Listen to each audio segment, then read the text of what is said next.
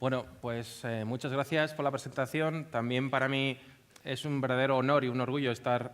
es el otro, vale. Estar en esta 11ª ocasión de las jornadas del CCN.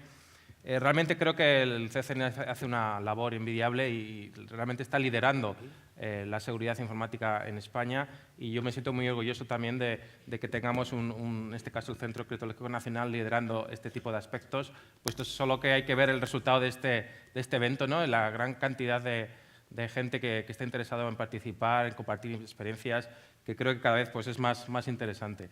Entonces, hoy un día vamos a seguir un poco hablando muy relacionado con lo que han comentado Álvaro y Luis, porque al final ellos han comentado muchas veces temas de atribución. Y realmente hoy vivimos un momento fascinante, ¿no? Yo creo que en los últimos 20 años a los que nos dedicamos en ciberseguridad es de los mejores momentos, puesto que están ocurriendo desde el punto de vista técnico, desde el punto de vista también de adversarios, de actores, cosas que realmente estamos aprendiendo un montón, estamos disfrutando. Por supuesto, estamos luchando contra estas bandas organizadas de crimen, gobiernos o incluso empresas que se dedican a hacer el mal, pero también el grado de satisfacción de cuando resolvemos estos incidentes, de cuando ayudamos a empresas, a gobiernos, es muy alto, a la vez que el grado de satisfacción personal de los que nos dedicamos a esto, ¿no? Cuando aprendemos qué nuevas tecnologías están utilizando o qué nuevos mecanismos o TTPs estamos encontrando ahí fuera, ¿no? Que es muy importante. Entonces, cuando hablamos de falsa bandera, yo creo que todos tenemos el mismo concepto. Operaciones de falsa bandera son operaciones donde queremos cargar el mochuelo a otra persona, ¿no? Básicamente queremos intentar, de alguna manera, culpar a otro de nuestro ataque, de nuestro intento de compromiso de una organización, ya sea un gobierno, una empresa o incluso un ciudadano, un disidente, un periodista, cualquier tipo de objetivo. Entonces, esto está ocurriendo cada vez más, puesto que al final es mucho más interesante intentar culpar a otro de si te pillan con las manos en la masa, y es algo que iremos viendo cada vez más avanzado y cada vez más complicado cuando hablamos de qué es la atribución. Antes hemos visto, Álvaro comentaba el modelo de diamante, ¿no? Para ver cómo podemos intentar atribuir, pero realmente atribuir es muy difícil y veremos en los ejemplos que vamos a ver una pequeña historia de cómo se ha atribuido técnicamente a diversos incidentes, cómo es realmente algo muy complicado y donde es muy fácil cometer un fallo e intentar culpar a otro, donde realmente es muy difícil saber quién estaba detrás del incidente original. Entonces, soldiers guard the headquarters of TV5 in France after hackers took control of the channel and its websites. This was back in April, 2 months ago. Now, police in France say they think the cyber attack was the work of a group of Russian hackers known as APT28, and not the group calling itself Islamic State as originally suggested. Jihadist propaganda was posted on TV5's website. Details of serving French troops and their relatives were also published. The station was forced to broadcast pre-recorded programs after its screens went blank for several hours.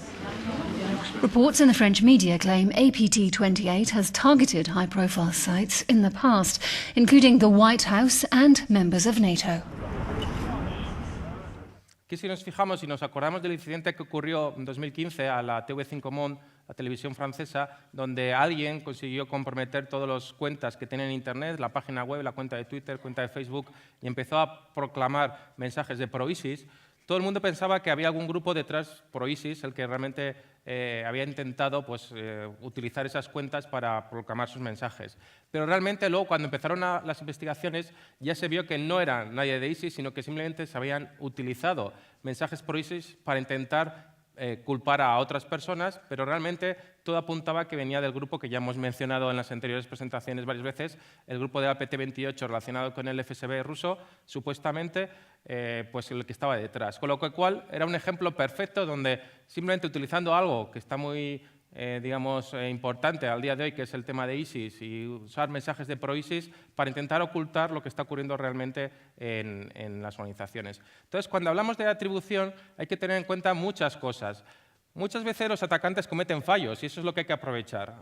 Si no, al final los atacantes son seres humanos, van a tener sus procedimientos, sus guías, pero al final somos humanos, queremos irnos pronto a casa, tenemos jefes que nos presionan, nos queremos ir de vacaciones y muchas veces por prisas o por intentar hacer cosas más rápidas van a cometer fallos. Y eso es lo que hay que aprovechar para intentar buscar esa atribución.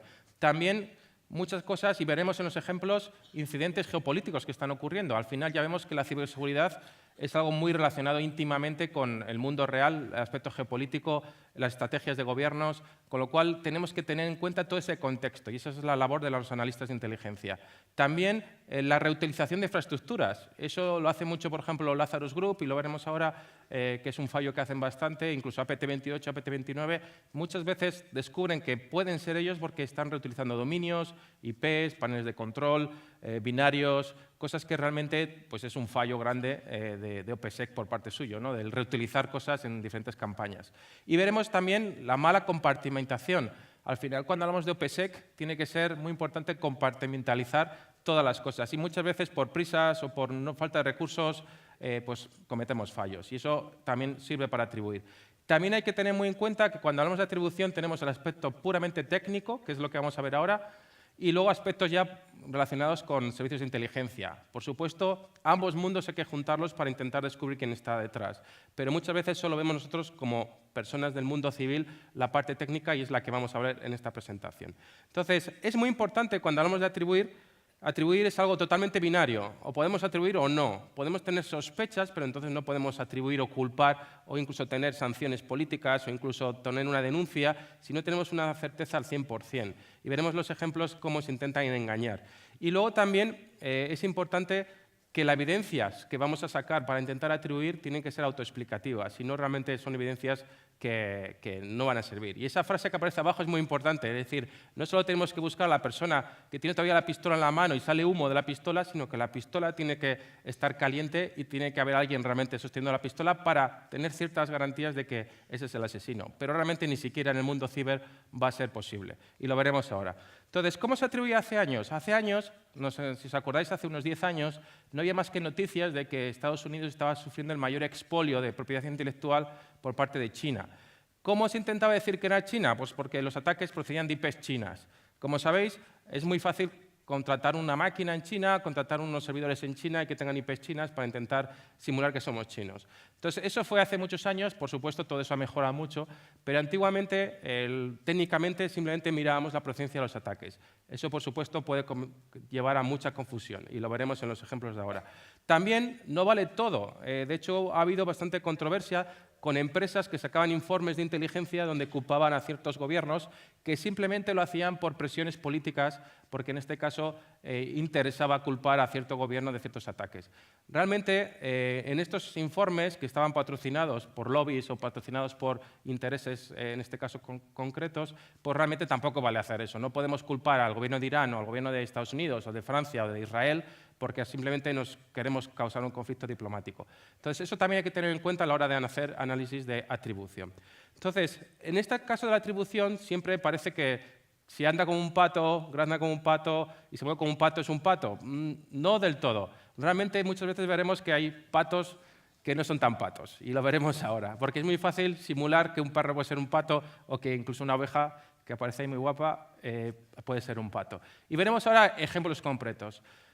¿Realmente en qué nos vamos a fijar? Solo 100% cosas técnicas. Infraestructura que se utiliza, dominios, correos, IPs, empresas de hosting, en qué empresas han registrado el dominio, cosas concretas. Cadenas de texto, veremos que hay un montón de ejemplos donde se buscan cadenas de texto que ha dejado el desarrollador sin querer o se le ha olvidado quitar las cadenas de los binarios o se le ha olvidado ofuscarlas. Metadatos de los binarios, ya sean documentos, ya sean binarios, ya sean fotografías.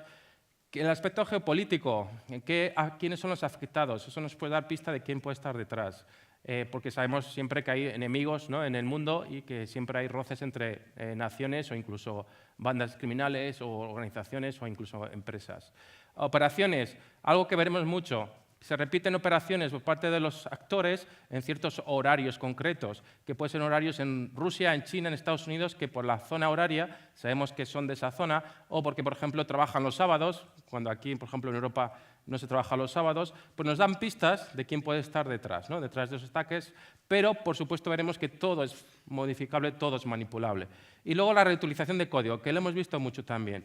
De hecho, cuando sacaron los de Vault 7, los leaks que sacaron de la CIA, había un programa de la CIA muy interesante que se llamaba el Umbrage, que supuestamente lo que hacía era utilizar código de otras actores para culpar a otros en las operaciones de la CIA. Luego, realmente, cuando se analizó con más calma, no era eso, sino simplemente lo que hacían en este programa de la CIA eran reutilizar código, pues incluso lo hemos comentado antes en otras presentaciones, ¿no? De que se reutilizaba código para no tener que reescribir ciertas funcionalidades. Por ejemplo, si tenemos un driver de Windows 10 que sabemos que utilizamos para ocultar otros drivers, pues ¿para qué vamos a reinventar la rueda cuando podemos utilizar mismas técnicas de un actor chino, francés o inglés? Entonces, realmente lo que hacían era reutilizar código de otros incidentes. Pero eso no quita que realmente también veamos cómo también se dejan pistas falsas, puesto que es más interesante, si ya tenemos código malicioso de otros actores gubernamentales, el poder reutilizarlos para nuestro beneficio y ponerlo en nuestro propio código para que si alguien hace ingeniería inversa parezca que es el otro actor, que eso lo veremos bastante importante. Además, tenemos un aspecto importante, que es el tema de lo que se llama el cuarto grupo, que son algunos servicios de inteligencia que lo que hacen es comprometer operaciones de otros servicios de inteligencia para un poco obtener todo el robo de información que están haciendo otros servicios de inteligencia. De hecho, hay 4 tipos importantes que son los que aparecen ahí: pasivo, activo, reutilización de las víctimas o el repurposing, que es convertir el código de otras naciones, otros servicios de inteligencia para tu beneficio, donde lo que hacen es simplemente robar información que están robando otros servicios de inteligencia a sus objetivos.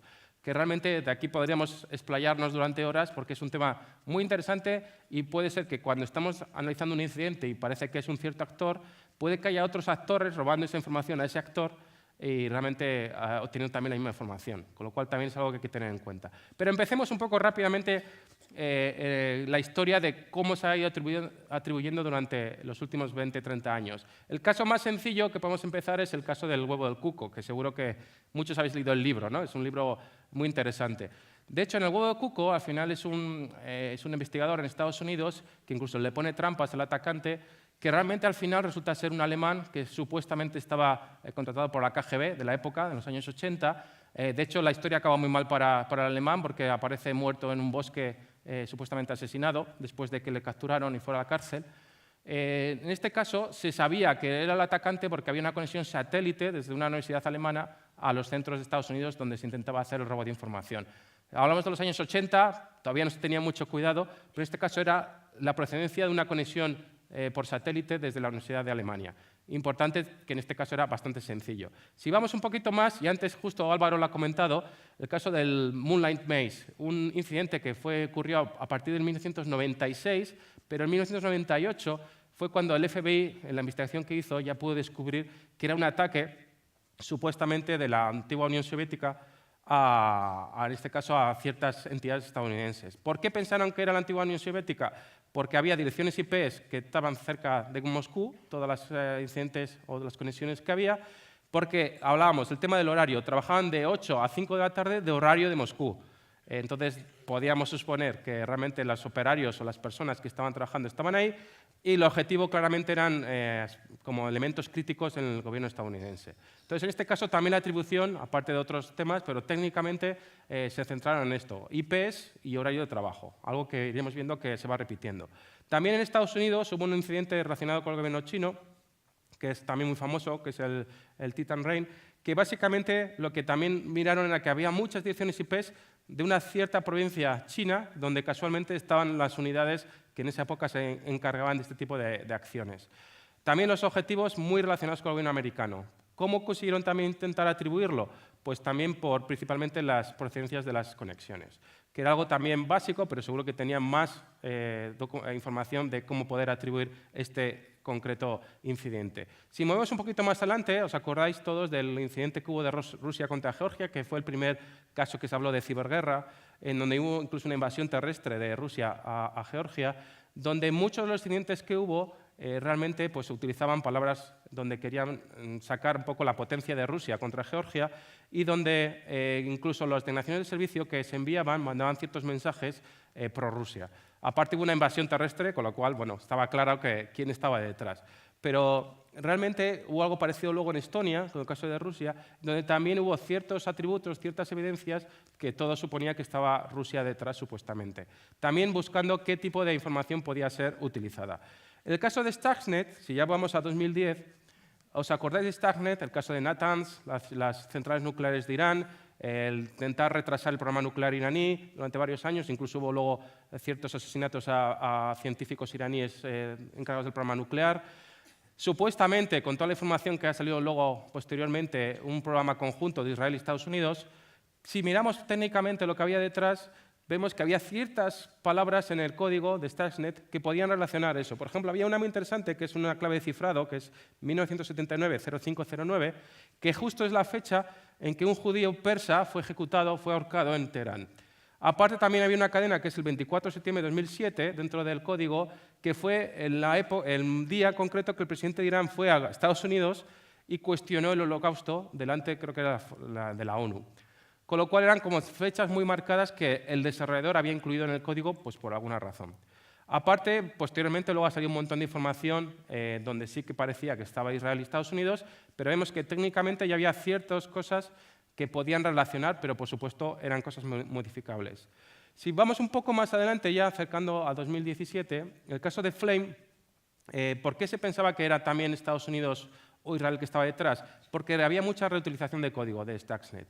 Entonces, realmente se pensaba que podían ser ellos los que estaban detrás, no solo por la reutilización de código, sino también por las víctimas de ese incidente, que eran empresas y gobiernos de Irán, Siria, Palestina y Líbano.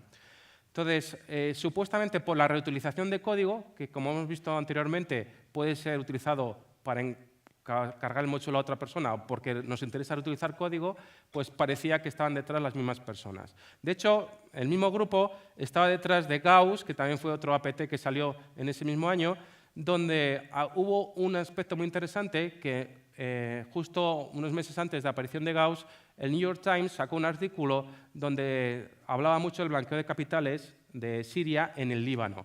Casualmente Gauss afectaba a muchas entidades y muchos bancos del Líbano, con lo cual por eso hablaba de que hay que ver el contexto. Puede que técnicamente por reutilización de código nos interesa saber que son los mismos porque es igual que Flame, es igual que Stuxnet, o utiliza partes del código, pero aparte hay contextos, como este tema del blanqueo de capital de Siria en el Líbano, que realmente pues, puede dar pistas de que pueden estar los mismos detrás. Por supuesto, esto puede ser verdad o puede ser mentira, pero es interesante.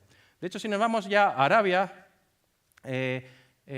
pues aquí ya tenemos el caso de Shamoon. Shamoon fue un incidente muy gordo que afectó a una empresa petrolera de allí, que era Aramco.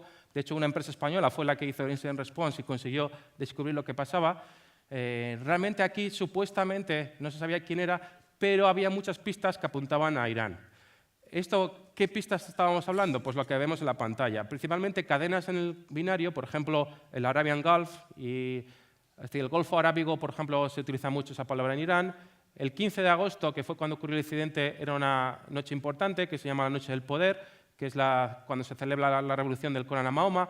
Justo ese momento estaban en el Ramadán, con lo cual había muchos empleados de vacaciones, pero era el Ramadán en este caso en Arabia. Se hizo un borrado de todos los discos a una cierta hora, que supuestamente tenía algo que ver, en este caso, con la región musulmana, e incluso se utilizaban ciertas cadenas de texto que se habían visto en otros page bins de incidentes relacionados con Irán.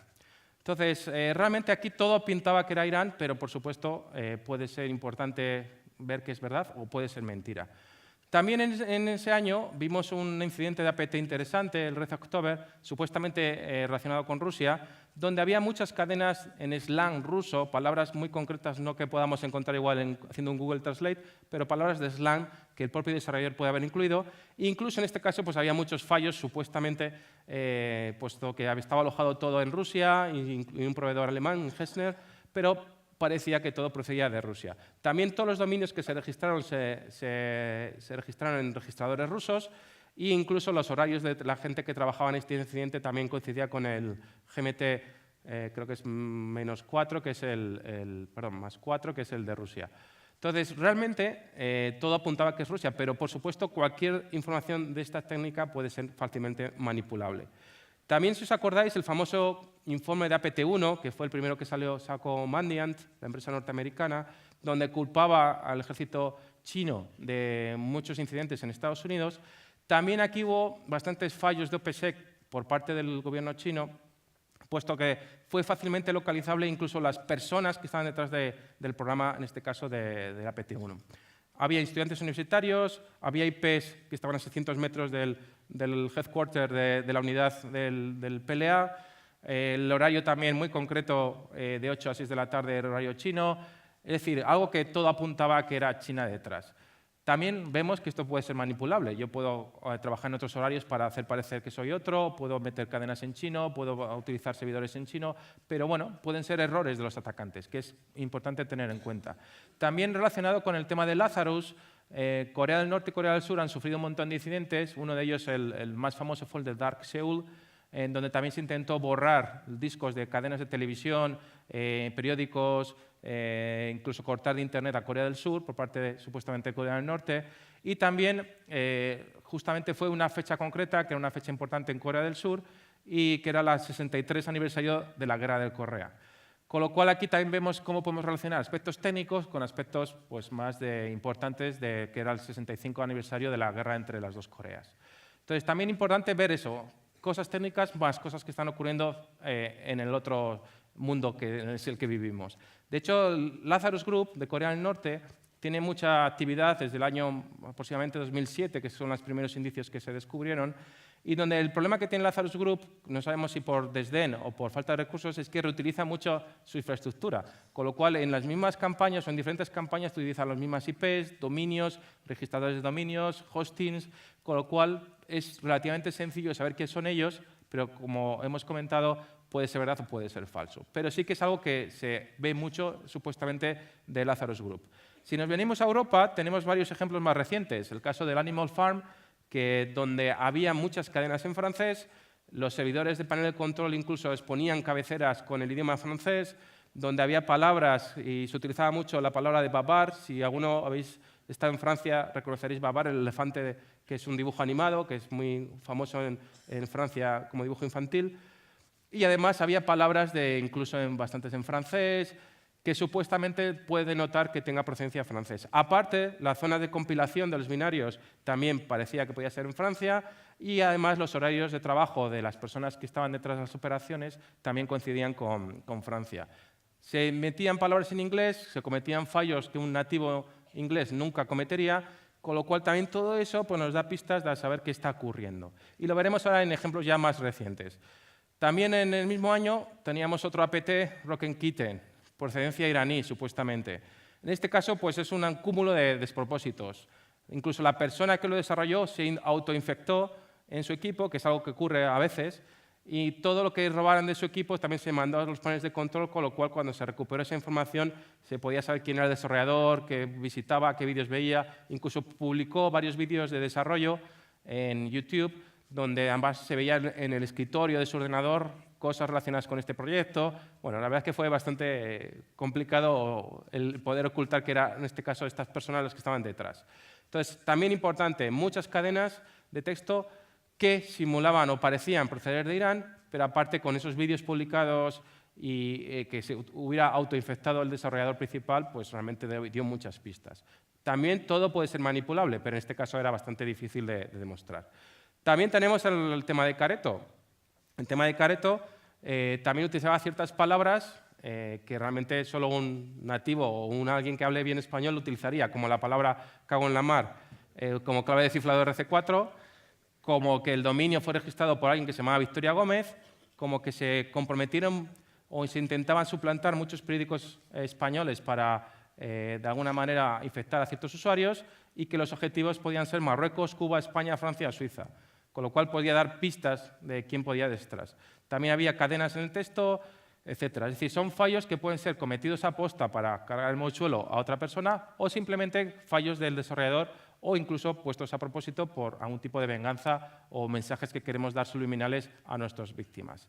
También en esa época hubo un caso muy interesante, que era de los creadores de Red October, supuestamente ruso, que hemos hablado anteriormente, donde si miramos todas las posibilidades que hay, puede ser de múltiples países. Tienen cadenas en árabe, tienen cadenas en farsi, que puede ser Irán, puede ser Arabia, tienen cadenas en inglés, puede ser Estados Unidos, puede ser Reino Unido.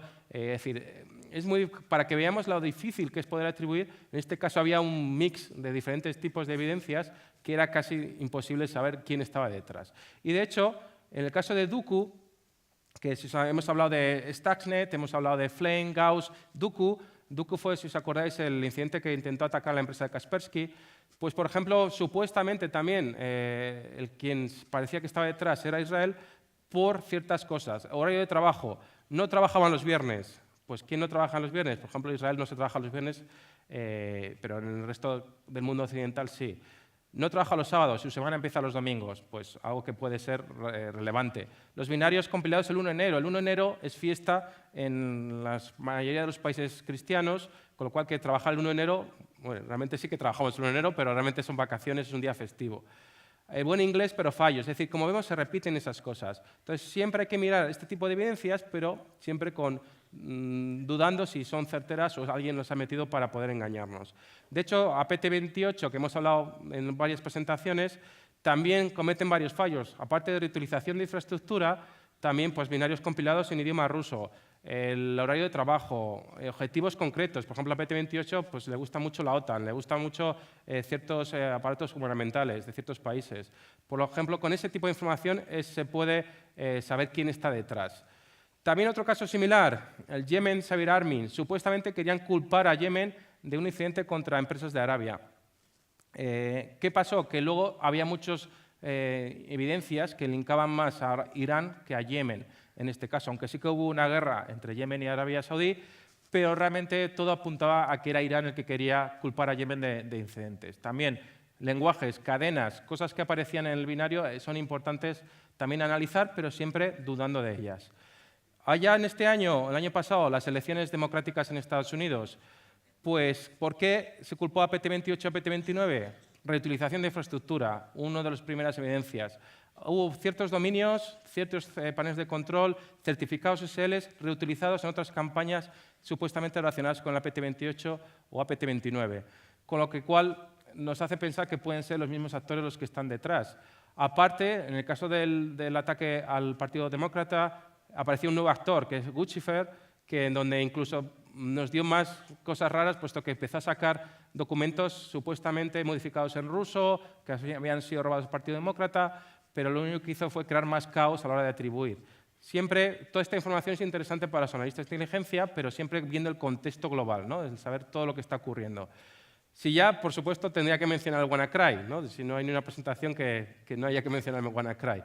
WannaCry es interesante los análisis que se hicieron de atribución, donde hubo uno que me gustó mucho, que era el tema del análisis semántico y sintáctico de los idiomas que se utilizaban cuando te avisaban que tu ordenador había sido infectado y que tenías que pagar el secuestro en criptomonedas, realmente porque vieron que todos habían usado Google Translate, menos en el idioma chino, que parecía que había sido hecho de forma manual. También se intentó comparar cachos de código y se intentó pues atribuir a Lazarus Group, Corea del Norte, el incidente, pero realmente eso es muy propenso a falsos positivos. De hecho, hay una presentación muy buena de José Ancoret, donde demuestra que es muy fácil buscar cachos de código parecidos entre multitud de binarios sin que eso demuestre que realmente es igual, o porque se están reutilizando librerías open source o otro tipo de binarios. El caso de NotPetya, también ya en junio, que también se ha mencionado, pues estaba claramente atacando a la infraestructura de Ucrania, al software que todas las empresas utilizaban para hablar, en este caso, con la Agencia Tributaria de Ucrania. Incluso fue el día también del 21 aniversario de la independencia de Ucrania. Ese día hubo un asesinato a un coronel ucraniano, con lo cual pues, todo pintaba a que realmente Rusia podía estar detrás de ello. Pero también información que podemos tener de contexto de quién puede estar detrás. Entonces, viendo este resumen un poco acelerado de todos los posibles incidentes, vemos que hay que tener en cuenta que los actores o adversarios cometen fallos. Esos fallos pueden ser intencionados para dejar pistas falsas o pueden ser fallos que están cometiendo. Hay que aprovecharlo, pero analizándolos con el contexto global.